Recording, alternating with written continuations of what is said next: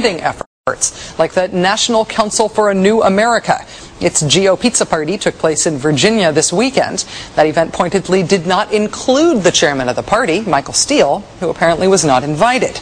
The GO Pizza Party folks have had a yes-no relationship with the party's last vice presidential nominee, Sarah Palin. The latest news is that she will now be involved with the group.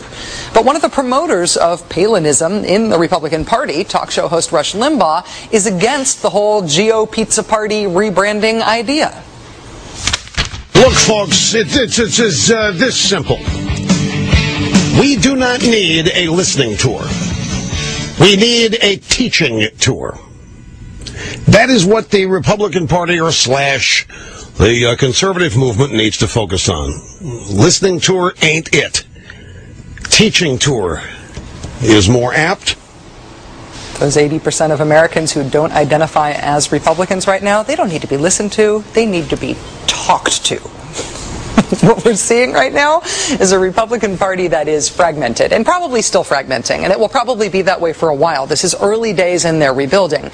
But one of the people who is seeing his stature rise in this somewhat chaotic power vacuum is a man who was essentially disowned by his party during this past election cycle. Republican Congressman Ron Paul of Texas, who ran for president this past year. After being excluded from some of the Republican primary debates, Ron Paul held his own Ron Paul convention at the same time as the Republican National Convention, which drew 10,000 supporters in Minneapolis. It was not an adjunct event for the Republican Convention. It was a competing event. The first sign that Congressman Paul might be being brought back into the fold may have been the Republican embrace of the Tax Day Tea Parties last month. Tax Day protests in the theme of a Tea Party are very much associated with Ron Paul's supporters, some of whom were slightly miffed to see that message being co-opted by national Republican figures. And now, Dr. Paul himself seems to be getting more attention on the Hill personally and in terms of policy. Consider his recent bill to audit the Federal Reserve. It's called the Federal Reserve Transparency Act of 2009. It now has 124 co-sponsors in Congress and counting. By comparison, the Washington Independent notes today that Dr. Paul's Federal Reserve Board Abolition Act just 2 years ago attracted a grand total of 0 co-sponsors. What a difference political exile makes. Joining us now is the man himself, Republican Congressman Ron Paul of Texas. Dr. Paul, thank you so much for coming on the show tonight. It's a real pleasure to have you here. Thank you. Nice to be with you. First of all, I should admit that my introductory remarks were not the most flattering portrait of your party, so I want to give you a chance to say what you think of the Republican Party's fortunes right now. Do you think this is a rebuilding time? Well, something has to be done if they want to stay in existence. I don't think they can continue to do what they've been doing. They've sort of didn't accept what I was talking about during the campaign. But, I talked about and defended. I never voted for an unbalanced budget, never raised taxes.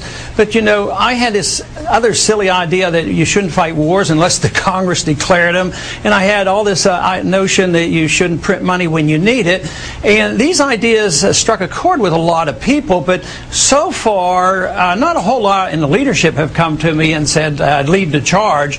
But hopefully some of these ideas will stick, because all I know is the campuses are very attuned to this and will listen, and I can get still a large number of young people out to listen to a different type of Republican Party where they deal with civil liberties and they deal with a foreign policy that used to not be that strange to the Republicans, where we had a strong national defense, but we didn't go warmongering. And that used to be, always the Democrats that did that, but now it looks like both parties endorse these things. So if you truly want to be interested in civil liberties, protection of civil liberties, if you want a foreign policy built on common sense and not telling people what to do and bombing them if they don't do what we want, and having come up with some common sense and say, we just can't print money when you need it, all of a sudden, these things do make a lot of sense, whether they're Republican or Democrat. I think there is a revolution going on in ideas, but a true revolution has to be pervasive enough to infiltrate into both political parties. And I'm very proud that I have about 14 at least of Democrats who are on that bill dealing with the Federal Reserve, and I think I'm going to get a lot more. Dr. Paul, when in asking you about the Republican Party, you're pointedly using the word "they" to talk about them, and I imagine that's not an accident. Do you think about? You obviously have been a part of the libertarian movement in this country. You've run as a libertarian for public office before. Do you think now about the prospect, the likelihood that a third party really could be having its moment right now? Something like only 20% of people identify as Republicans. The party does seem to be in chaos. Is this a time for either the Libertarian Party or some other party to break off from the Republicans? Well, I think politically speaking, in terms of the need for one, yes, it exists, but the bias is so much against it. There's no competition. You know, we go and die overseas claiming we're spreading democracy, but you know, if you come to the conclusion, which I have and many others have in this country, that you elect Republicans to balance the budget and it doesn't happen, you elect Democrats to change foreign policy, it doesn't happen. We only have one party and they write all the rules, so it's very hard to get on the ballots. You spend most of your money trying to get on ballots. And do you think anybody would have noticed me last year if I'd have been running third party? No, I had to do it within a larger structure. And but even though I use the word they, I have been elected all these times as a Republican, and I was out of the party for 1 year. But nevertheless, it is very difficult. It's not going to happen unless the laws get changed. And unfortunately, we don't have a very good democratic process here in this country because of that. Dr. Paul, I wanted to ask you about one figure specifically who is trying to be part of the Republican rebuilding, rebranding effort right now, and that's Newt Gingrich. And he is somebody who has actively worked against you in the past. He supported a challenge to you in your district in Texas. If he makes a bid to replace Michael Steele, or if he even makes a bid to run for president, to run for the Republican nomination, would you support him? Do you two see eye to eye these days?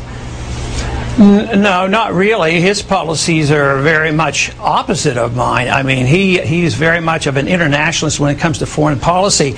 He believes in a lot of that. He's never had an interest in monetary policy. And I remember early in his career, he took a more sensible approach about, you know, the allowing medicinal use of marijuana and letting the states make these decisions. But now his attitude is not that way. And these are the kind of issues that young people are interested in, and that's why the Republican Party can't reach the college kids with the current status quo of the party. They need to change their attitude about personal liberties. If they talk about personal freedoms, they have to believe in it, you know. And if they talk about it, you know, not policing the world and no nation building, you just can't get in office and do exactly the opposite. But no, Newt and I are, you know, friendly. We talk to each other, and I'd be pleased to debate him on foreign policy or something. But no, he wouldn't be my candidate for the presidency. It would be more of the same. He's had his chance, and you know, there was no Republican revolution from '94 on. There wasn't any after the year 2000. So that is the shame. The Republicans had good rhetoric about limiting government.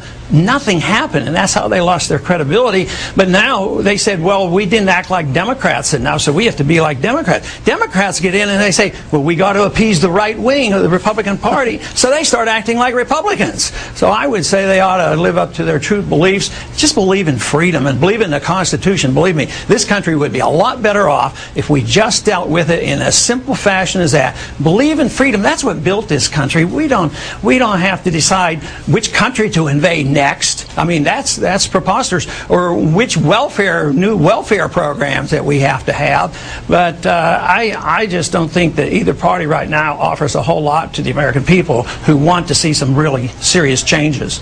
Republican Congressman Ron Paul of Texas, who more than any other sitting Republican politician right now has galvanized and inspired a broad-based movement of young people. Congratulations on your success, sir, and thanks for your time tonight. Thank you very much.